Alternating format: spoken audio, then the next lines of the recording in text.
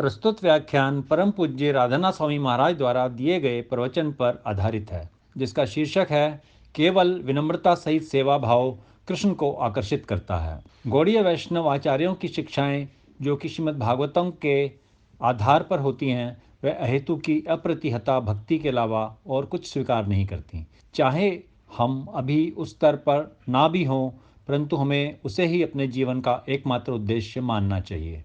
यदि हमारी शिक्षाओं में किसी भी प्रकार का मिश्रण होगा, तो हमारे लिए जीवन के सबसे उत्कृष्ट लक्ष्य को प्राप्त करने की कोई आशा नहीं है। चाहे हमारी भक्ति की अनुभूतियों का स्तर हो, परंतु हमारी आकांक्षा हमेशा अहेतु की अप्रतिहता भक्ति करने की रहनी चाहिए, क्योंकि इसके अतिरिक्त सब कुछ माया है। हमें यह दृढ़ विश्वास होना चाहिए, परंतु ऐसा दृढ़ विश्वास हम कैसे विकसित कर सकते हैं? हमें श्रीमद् भागवतम के दिव्य संदेश श्रवण करने की रुचि उत्पन्न करनी चाहिए। हमें ऐसे भक्तों से सुनने के लिए उत्साह एवं उत्कंठा होनी चाहिए जो अपने जीवन एवं शिक्षाओं के द्वारा श्रीमद् भागवतम का भाव प्रदर्शित कर रहे हैं। यदि हम ऐसे भक्तों की सेवा करते हैं व उनसे श्रवण करते हैं, तो कृष्ण हमसे अति प्रसन्न हो जाते हैं। वास्तव में ऐसा शुद्ध प्रेम हम अपने प्रयासों द्वारा कभी प्राप्त नहीं कर सकते हैं, परंतु केवल श्री श्री राधा कृष्ण की अहेतु की कृपा से गुरु के माध्यम से हमें प्राप्त होता है। यह हमारी एकमात्र आशा है। भक्ति का अर्थ है कृष्ण को अपने सत्यनिष्ठ प्रयास व सेवा की उत्कंठा से आकर्षित करना। कृष्ण लक्ष्मी नाथ हैं, लक्ष्मी जी के पति।